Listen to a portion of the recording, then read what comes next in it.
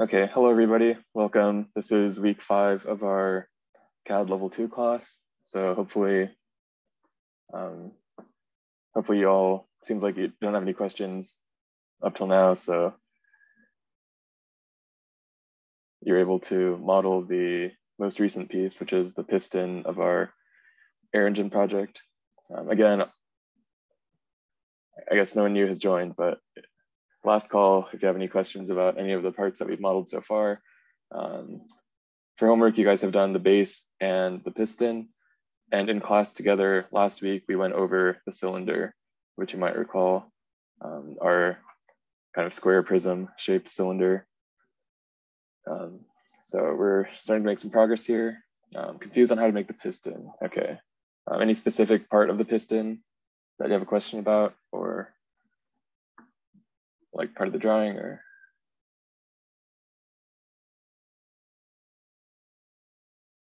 Bottom part, okay.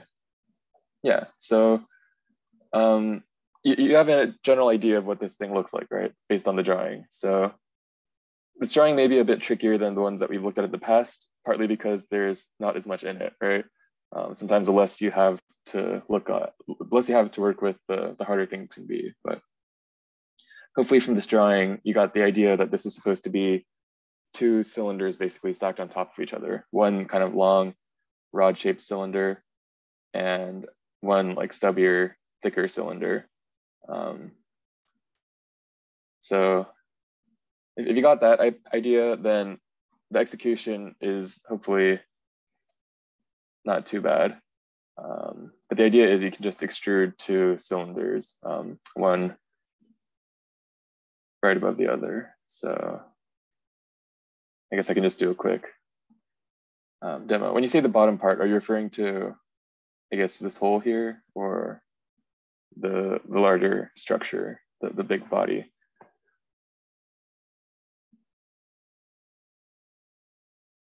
Okay, so you're okay with the hole that goes through the side, right? Yeah, this drawing, like when you look at it, it might be pretty confusing, but when you look at this view, all that's really happening is we're kind of looking at it from, if you see where my mouse is pointing, if your eye was like right there and you were looking into this view, this is what you would see. So there's like a solid small circle, there's a bigger solid circle, and those are just the two rods that you're looking at. And then this dashed line that goes through it, that represents this hole. So it shows that this little hole is a through hole. So yeah, let's just go through it. So the big stubbier part of it, that's this diameter. You can see it's about half an inch. It's 0.4994, but you'll recall when we made the cylinder that the cylinder's diameter was like 0.5001. So in real life, you'd want like the piston to be just a little bit smaller than the bore of the cylinder, so that they can slide in and out really easily. So we don't care too much about that. I'll just make it a 0.5.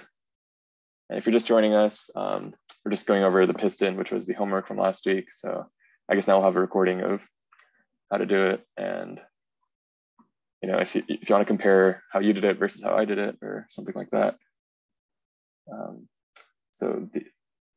Anyway, the thick part of the piston diameter is 0.5 and the depth is 0.49.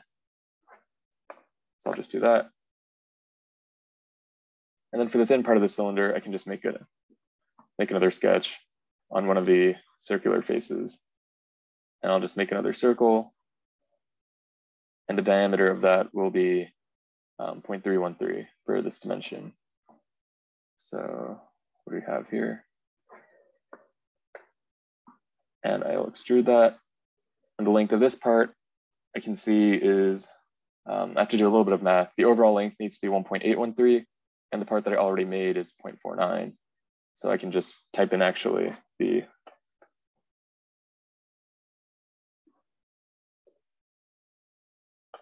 I can just type in like that mathematical expression, the difference between those two numbers, and it'll just calculate it for me.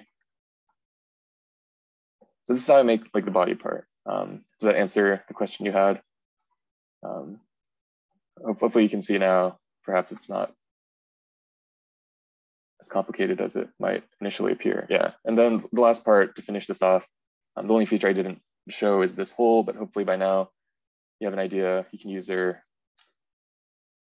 actually the hole tool might pose a bit of a problem because you don't have like a flat surface to do it on, but you can just use an extrude cut if it doesn't work. So like I can just make a sketch on one of these planes.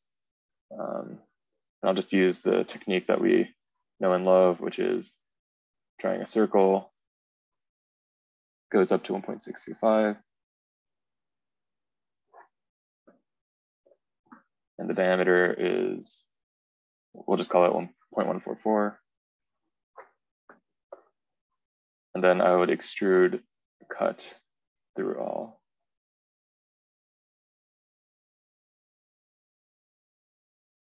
And this is basically it. This is what the final part looks like. So you can see this bottom view. I know it's not the most clear thing in the world, but hopefully comparing these side by side, you can imagine like this is the big circle, solid line. This is a little circle, it's a solid line.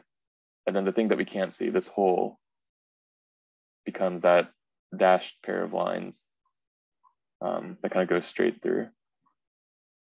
So there you go. All right.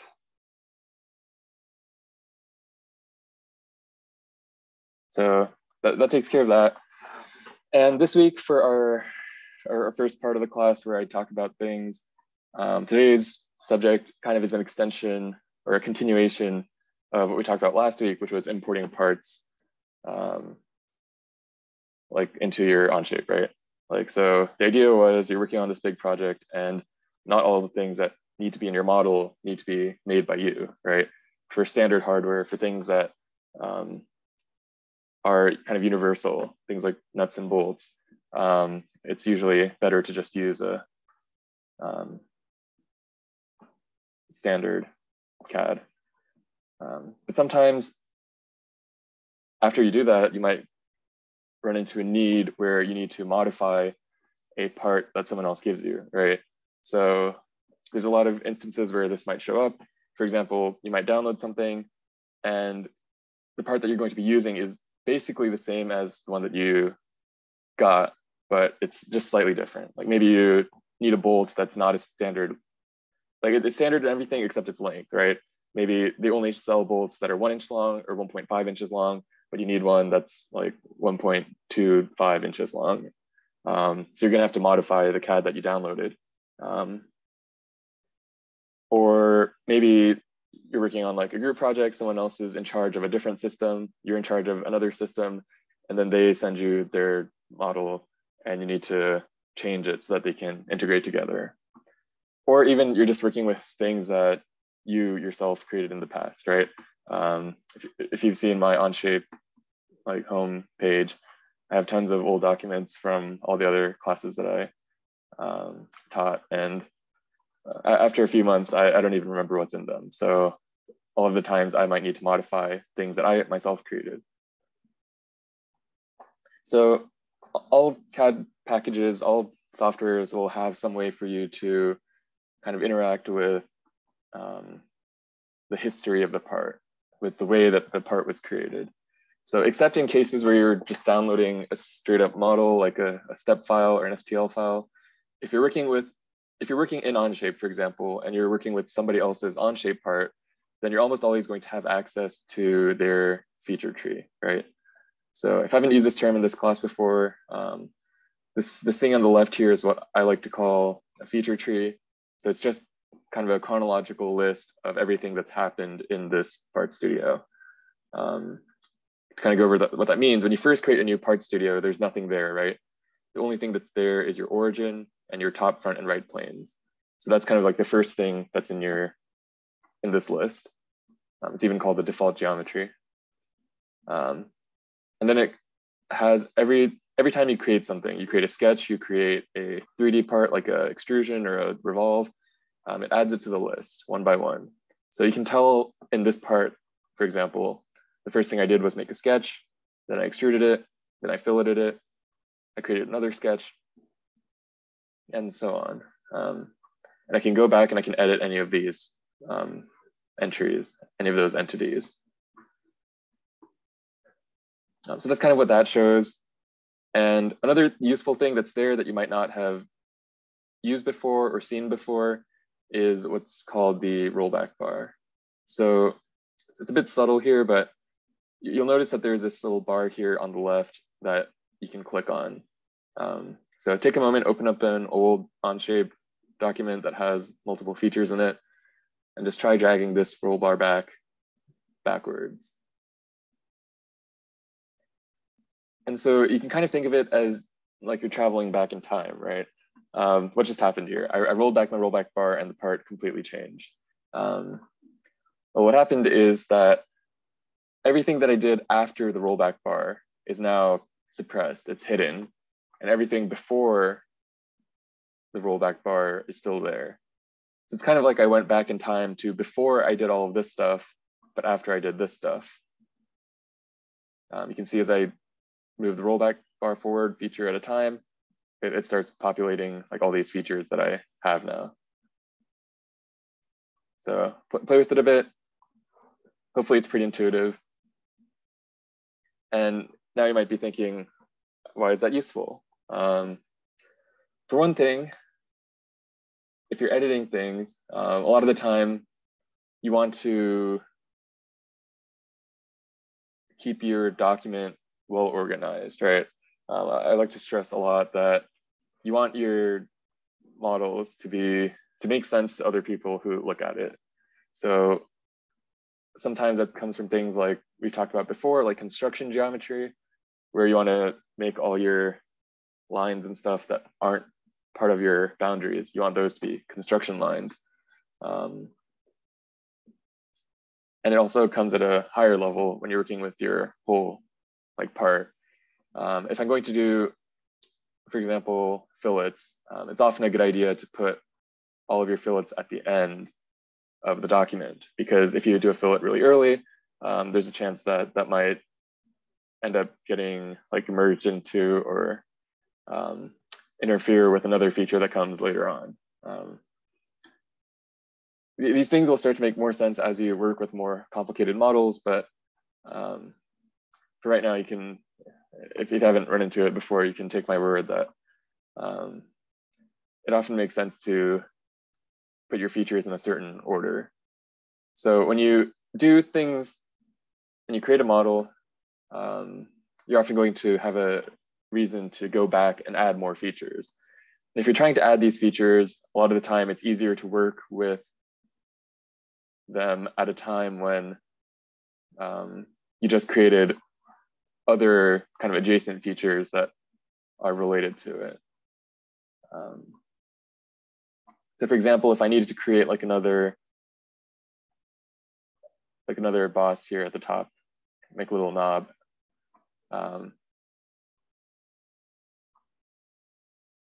If I had to do that, then it would make more sense to do it now here rather than after I do all my fillets and stuff and make it round around this edge.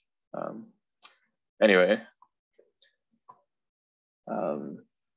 so hopefully we have more people here now. Maybe not. There's a link in the slides and I'll paste it again into the chat. I'd like you to open up this part in Onshape and create a copy that you can edit.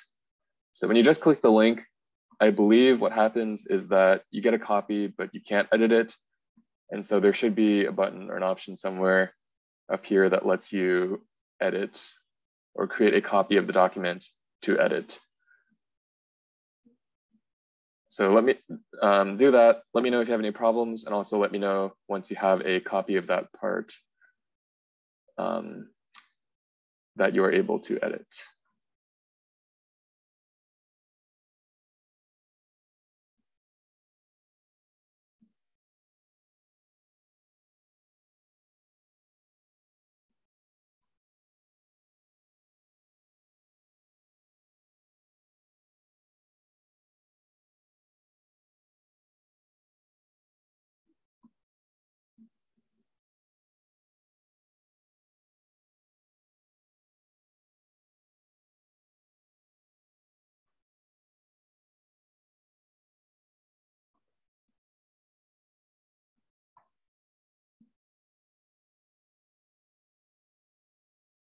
All right, are we all good with getting a part like this? All right, if so,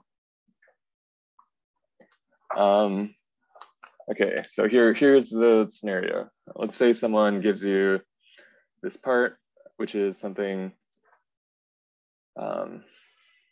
some part that you need in a system you're designing. But it's not quite exactly what you need. What you need is something that looks more like the image on the right, where the angle of the bends here is shallower. You can see here that this one is a lot steeper, this one is shallower, and there are kind of two bores in the ends here that are not present in the document that you are given. So I'll give you a few minutes. Your task is to edit this document to make it look like the one on the right.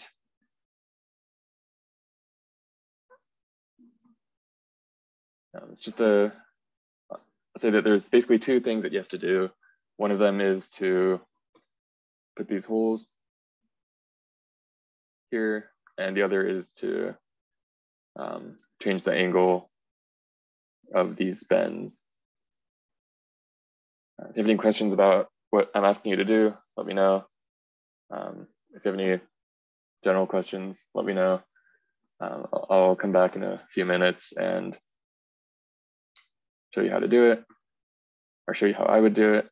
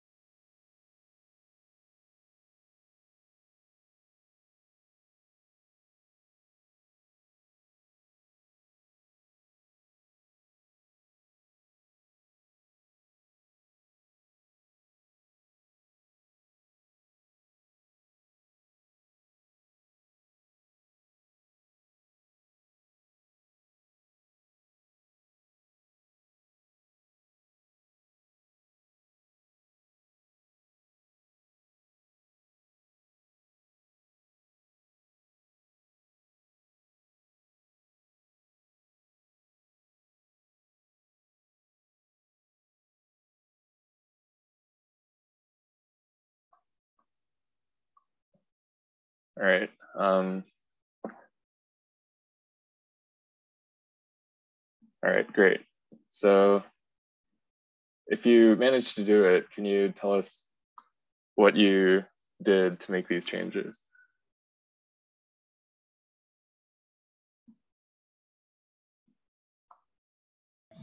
I added two sketches, one on the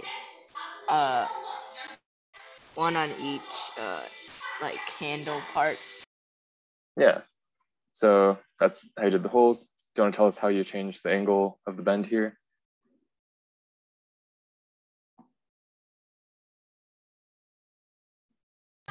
Wait, we were supposed to change the angle? Yeah, so there were two things. One of them was putting the holes in, and the other one was making this angle shallower. Kind of, I can see in the difference here. If you didn't get it, don't worry. If anyone else has a comment about that matter. If not, seems like you got the second part pretty good. So yeah, it's not too complicated. If you get a part like this and you need to put some holes in it, usually pretty straightforward way to do that is just to sketch the holes and extrude them, or use the hole tool as we learned about.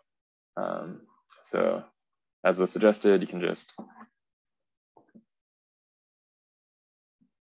do something like that.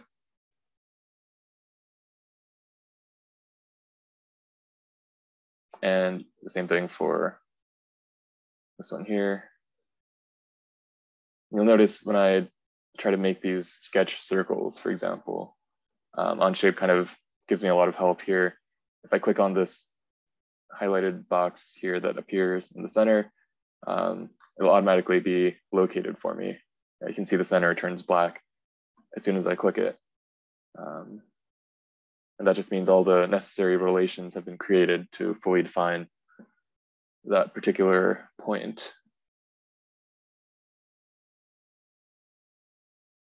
So that's the first part, or the second part, whichever.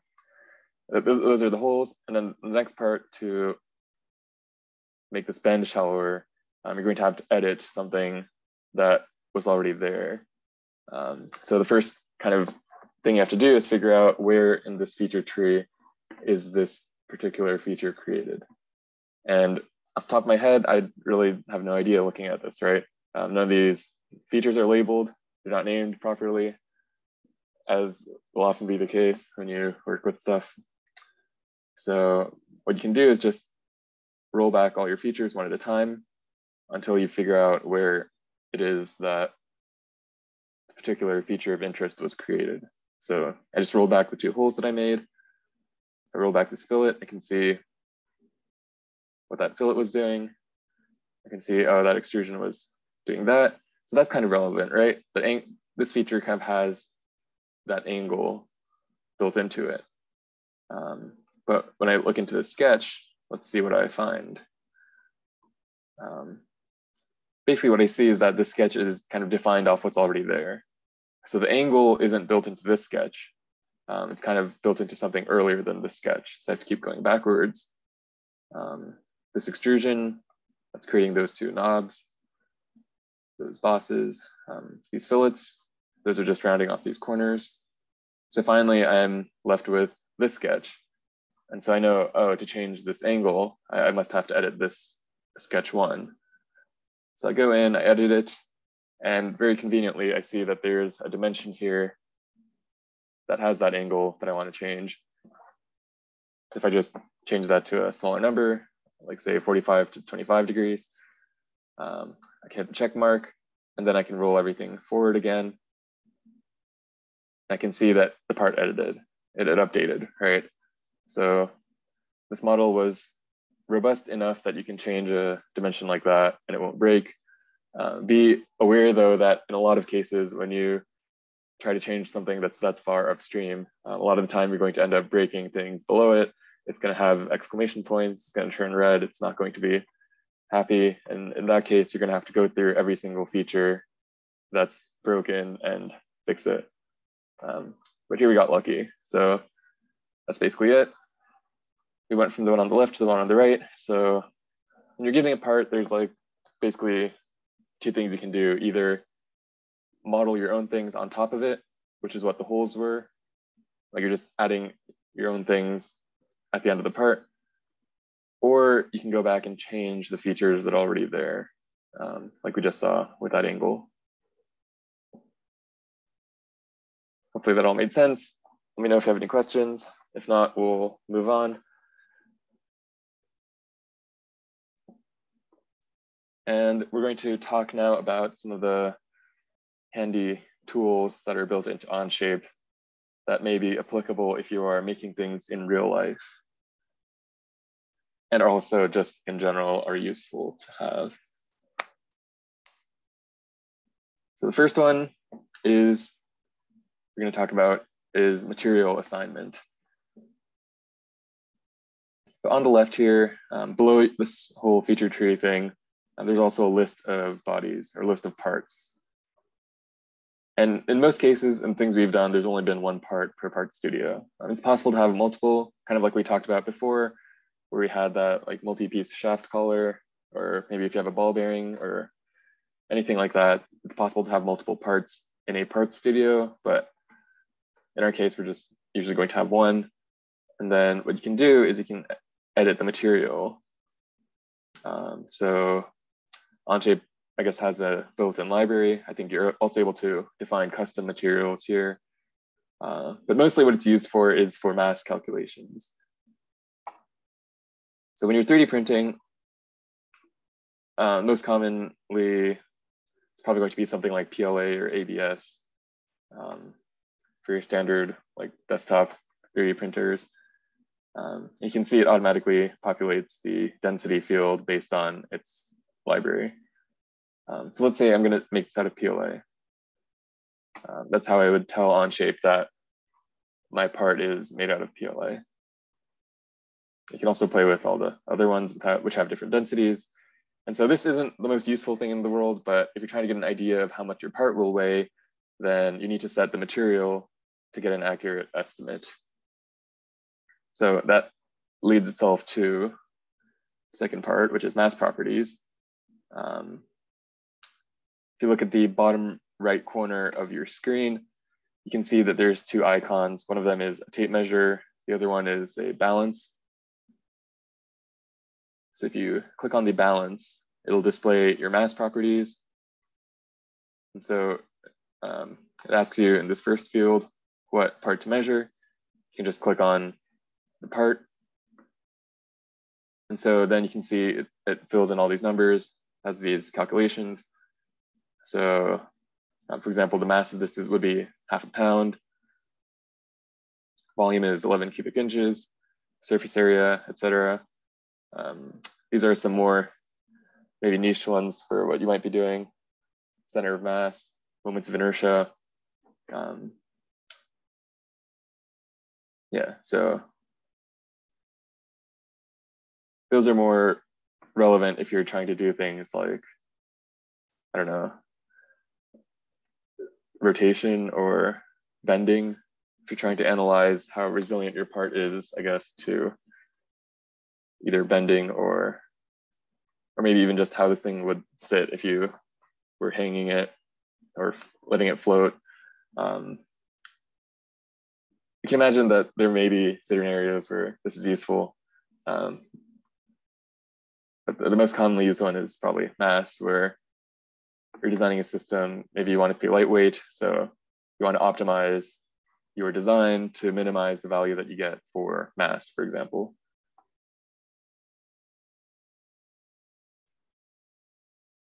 Next tool I think we've talked about, it's the one right next to it, marked by a tape measure. And this one is the measure tool. So you can see measure tool is kind of smart, like the smart dimension is a smart tool. When you click on something, it'll basically tell you the important parameters related to it. So for a circle, you get the diameter, you get the center position, you get the circumference. For line segments, you'll get the length. And you can also select multiple things. If I click on this face and then this face, you can see it tells me like the normal distance between those two faces. So I basically it tells me that the thickness of this little flange here is 0.25 inches. If I click on two circles, again, it tells me the distance between these two circles in all three coordinates. For your reference, the coordinate system is on your navigation cube. So looking at it like from here, Z is up and down, X is left and right, Y is in and out of the page. There's your measure tool. I think we've used that one before when we're making our assemblies. But that one's very useful, especially if you don't have access to like your sketches. If you import a part and you don't know what they define a length to be, it's pretty handy sometimes to just measure off the part what different lengths are.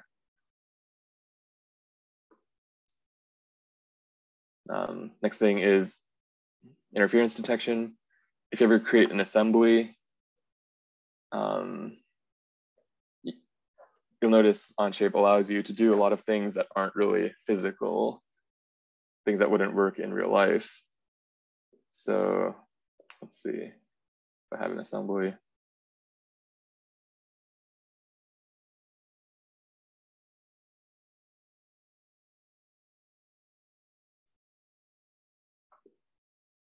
This is one of our old assemblies from the CAD 1 class, which is our, when we learned how to use fasten mate.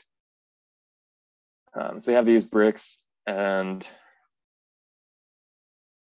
in this example, it might be kind of obvious, like you might not see the full potential of why this is a useful tool, but let's say that I'm trying to mate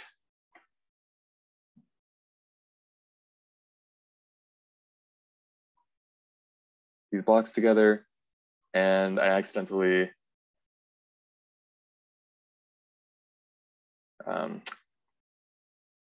do something like this, right? And I don't notice because I'm mating hundreds and hundreds of blocks together, and I don't have enough time to pay attention to what I'm doing, and somehow this ends up in my final product. And this isn't really great because in real life, you can't have two objects that go through each other like this. So what you can do is use your interference detection tool.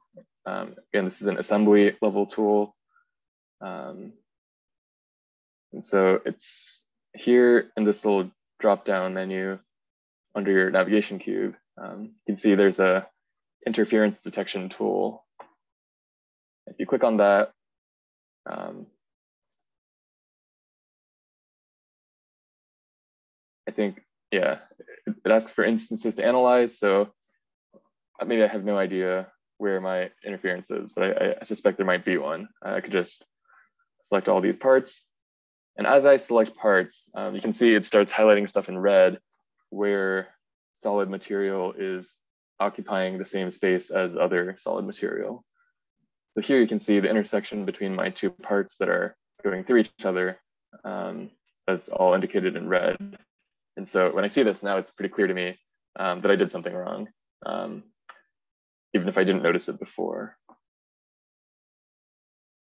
So that's your interference detection. There's a few other tools that you can play around with that I didn't specifically include something for.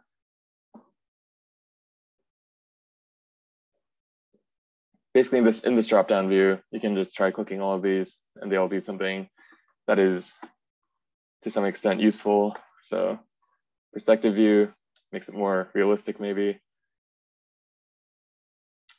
Kind of, I'm not a huge fan of that. You can look at it different ways. You can see like your hidden edges. You can hide your edges, so none of those harsh lines. Look at wireframes, super messy wireframes where you can see every single line.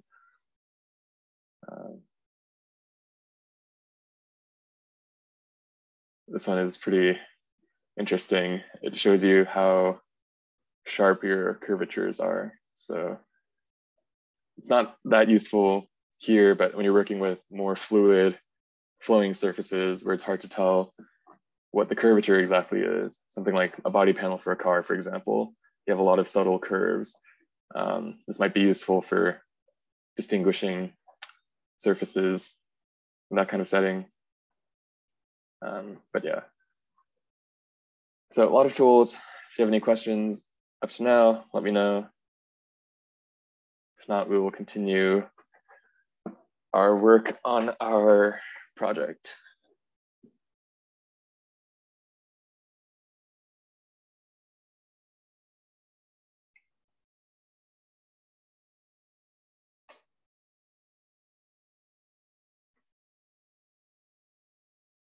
Okay. So just like last week, we'll finish off the class where I do another demo of a part.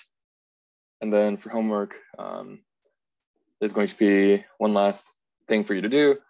And then next week, we're going to start the assembly. So pretty exciting. Made a lot of parts, just need to make a few more. And we're going to start with the crank wheel today. Let me blow this up so you can see it better. All right, so first things first, let's look at this drawing. Take a moment to try to visualize it in 3D in your head. And then if you have some ideas, let me know in the chat or by speaking what you might start doing to model this. What kind of features you might use, what kind of shapes you see, things like that.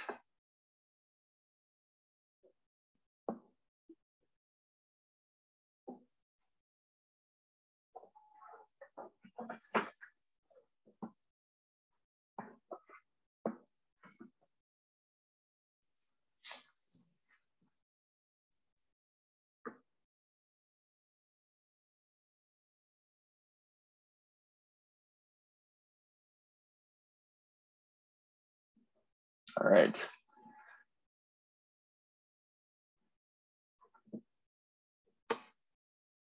Looks like a bevel gear. Interesting comparison. So when you say it looks like a bevel gear, I guess when I think of a bevel gear, you kind of are associating it with like a 45-degree taper, right? I think most, yeah. So bevel gear is going to have this kind of like, I don't know if it has to be 45 degrees, but it's usually something like that to allow your gears to mesh at right angles. But it is kind of, I do see what you're getting at with like the two-layered cake. So kind of have this boss here at the bottom, and then you have like another one here. So when you look at it from the side, that's kind of what you see. You see that little boss here at one end, then you have, I guess, what you're calling the gear here. Here. The main point being that both of these are circular cylinders. So you're not going to have any angles or anything. It's just simple, kind of like a two-layered cake. So as I talked about, there's kind of going to be two ways you can approach this. You can either extrude two circles, or you can revolve one kind of L-shaped piece. Kind of illustrate what I mean. You can extrude your two circles, which hopefully you're aware of how to do.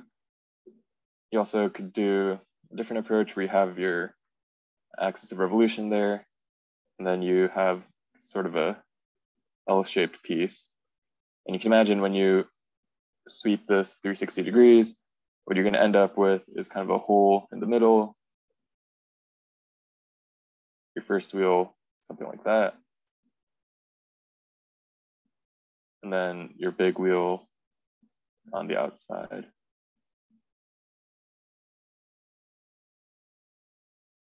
All right, no more of my drawing. Either approach is fine. Using the revolve will reduce the number of features you have, since you kind of get like a 3-for-1 deal. You get the hole through the center, you get the top cylinder, and you get the bottom cylinder all in one feature. That's a bonus. I guess it's easier to think about when you do it with extrusions. So it's up to you. Either approach is fine. Let's see, oh geez, not me to click that.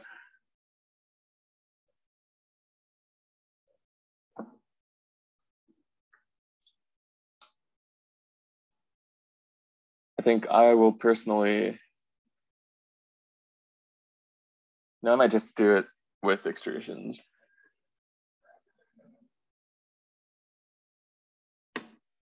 So let's see. Yeah, I'll just do it the straightforward way. If you want to try the revolution method, I encourage it. But yeah, I'll just go through my little demo. You do your own thing. And at the end, we'll end up in the same place anyway. All right, so diameter of this big circle, can read off the drawing, it's 1.187.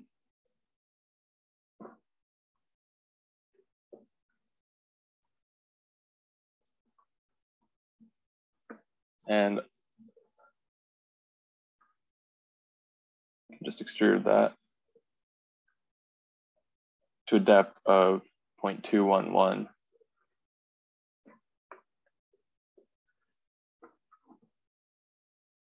Then on top of that, I'll create another sketch. Make another circle. And the diameter of that one, I can see here is 1/2 inch.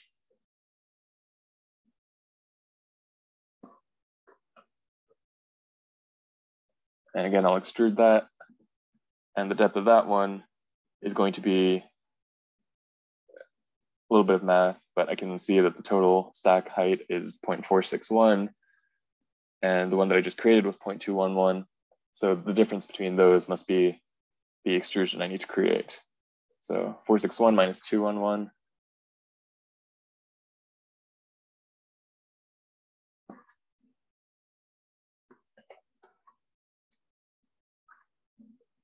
So that's the main body of my crank wheel. It's my 2-layer cake. And now I just have to add 3 holes to finish it off. So there's that hole through the middle, kind of goes axially through the 2 wheels. Got one going kind of sideways. That one is for a set screw. And there's one more that goes through the flange, the brim of the hat, right here. So I'll just add those 3 holes one by one, starting with the one on the top. Just create another sketch on one of these planes. Doesn't matter too much which one. See the diameter of that hole, it's going to be 1/4 inch. So I'll just make my hole, missed there.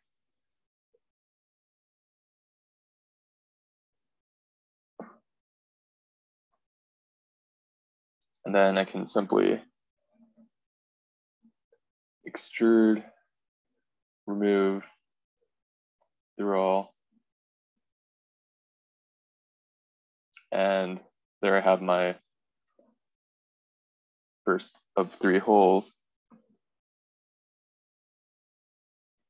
I'll just run them in increasing order of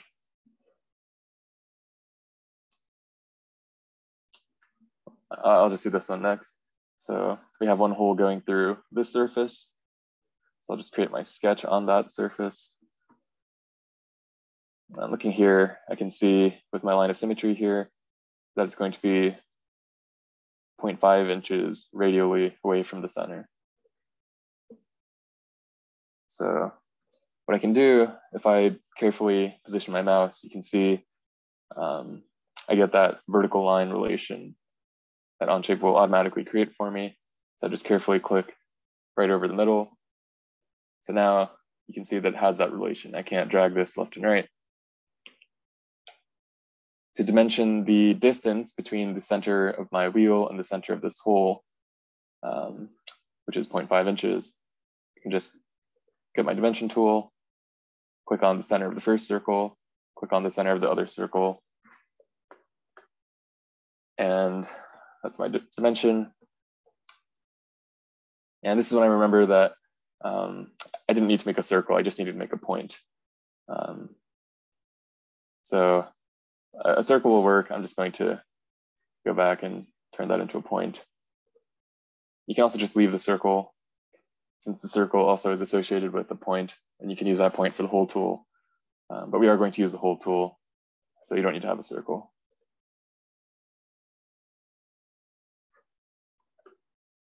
Yeah, so that's my feature. I just need a point that's 1/2 inch radially away from the center. In fact, it doesn't even need to be vertical. It just needs to be 1/2 inch away due to the symmetry of this whole situation. So there's my point there. And then, as you've hopefully used a couple times by now, we have our whole tool. And the way this works, we don't have a counterbore or a countersink, so we'll leave it on simple. It is threaded, so this is a new type of thread. It's a 6-32. So the size, the diameter of the hole is corresponding to a number 6 screw. And then the threads is 32 threads per inch. So every inch you got 32 threads, which is pretty fine. So I think last time we used 1032. The 6 is going to be, I believe, bigger.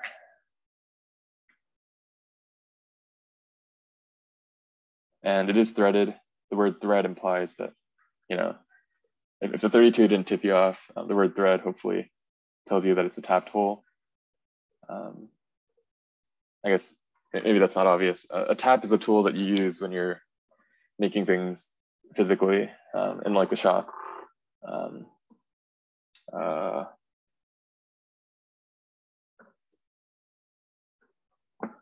That you use to cut threads into a material. So they look something like this. They're basically a screw, except they have like these relief areas in them. If they were continuous, it would just basically be a really sharp screw that you use to screw into a piece of metal to cut out some threads. So basically the idea is you drill a small hole, a hole that's smaller than your actual screw diameter. Then you just screw one of these in, and these little sharp points will cut the threads out. And then you pull it back out, and then your piece of metal or whatever has the threads in, so that a screw or a bolt or whatever can go in easily. All we have to worry about though, this is a through hole. It goes all the way through, as you can see in the side view. And the location is going to be here. And that's all there is to that one. And last thing is that there is one more hole right here that goes through the side.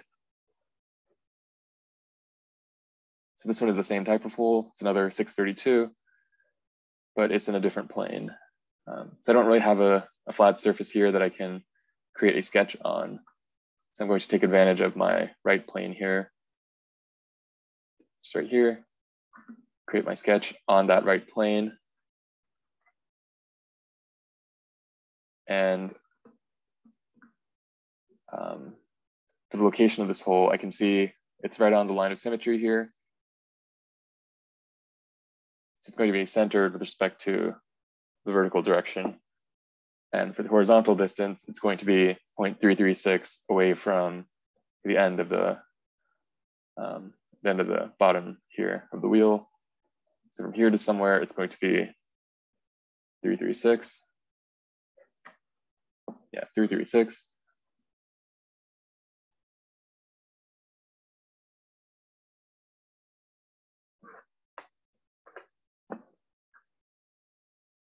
So that's all there is to my sketch. I have that vertical relation there that was created automatically. And then I believe you can just use the whole tool.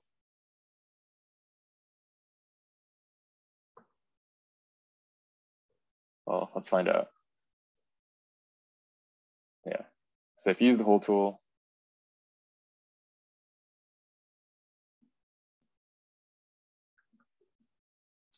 I'm guessing it uses the sketch plane as the normal direction for where the hole should go, which is why we use the right plane. And you can see from the drawing, when you're looking at it head on this way, this hole is going to be on the right side rather than the left side. So I can change the direction with this arrow, but it's on the right side. Again, it's a 632 tapped hole, and it's going through.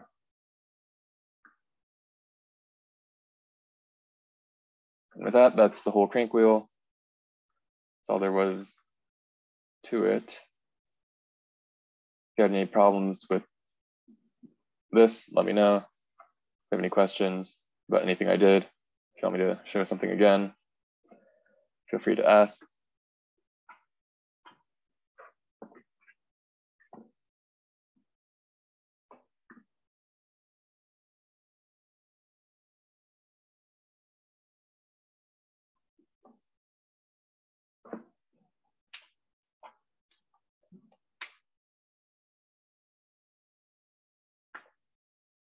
I guess since we're recording, I guess for those of you who are curious, I can show you how you can do these 3 features all at once using the revolve.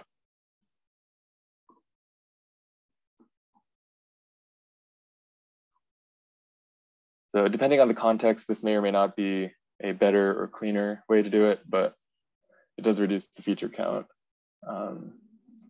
What's most important is going to be context, like what you're most likely going to change if you were to edit this feature. So yeah, it's really who's to say whether or not this is the better way to do it, but it is another working way to do it. I'll just start off with a line of symmetry there, my axis of rotation. And then I'll just go through and create this L shape that I drew earlier with my MS Paint skills.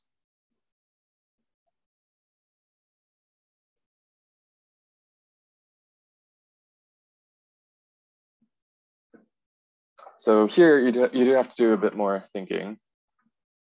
You can imagine that these 2 lines are going to end up being what defines the diameter of your final part, right? So again, my diameters haven't changed. The outer circle has a diameter of 1.187. So that corresponds to twice of this distance, which is going to be 1.187 divided by 2. And now I have to go back and kind of rescale everything. The outer diameter of the smaller circle is 1/2 inch.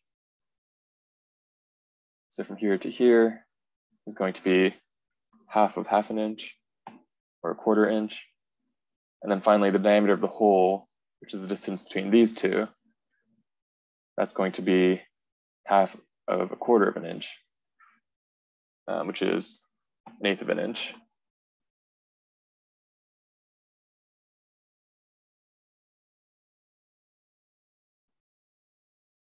There you go. And I can just put in my numbers. The thickness of this first circle is 211. So from here to here, whoops. From here to here, 0.211. And the overall height was 461.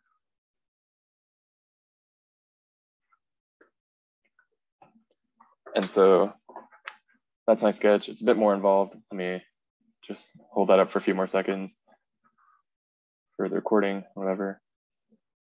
Yeah. So yeah, this is an alternative way you could have done it. And now I can just revolve. And if I select this region and this axis, you can see that I end up with the same shape as I did before, but all is kind of collected into one feature, just this one revolve.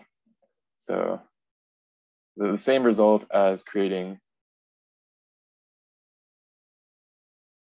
these 3 features, 3 extrusions. You can also do in a single revolve, but it's the same result. So just another tool that you have in your toolbox, and it's up to your discretion to use whichever one seems better at the moment.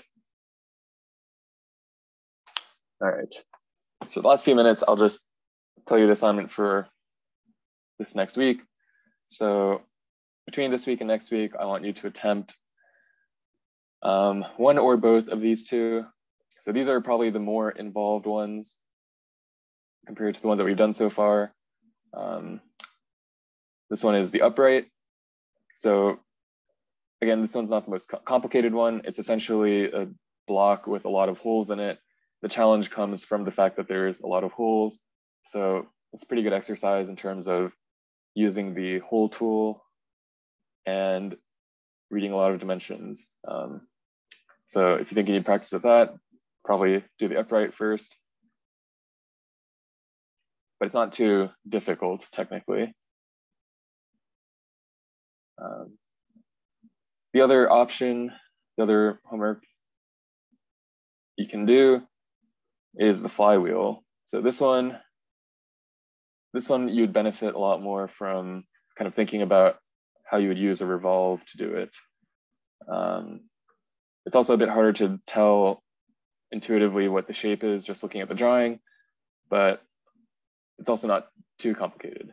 Don't overthink it. So this one's a bit more interesting in terms of like the technique, but they're both more involved than the ones that we've had before, but hopefully it'll be good practice to where you can get better at the whole making models from drawings thing. So yeah, I would suggest do one of them first, and then if you have time, try to do both of them. And next week, as I mentioned, we will be assembling the engine. So kind of starting to wrap up this project. Hopefully in the process, you've learned a bit about how to read drawings and gotten a lot more modeling practice. With that, if you have any final questions, I'll stick around. Feel free to ask, but that's all I have for you this week. So I'll see you again, same time, same place next week.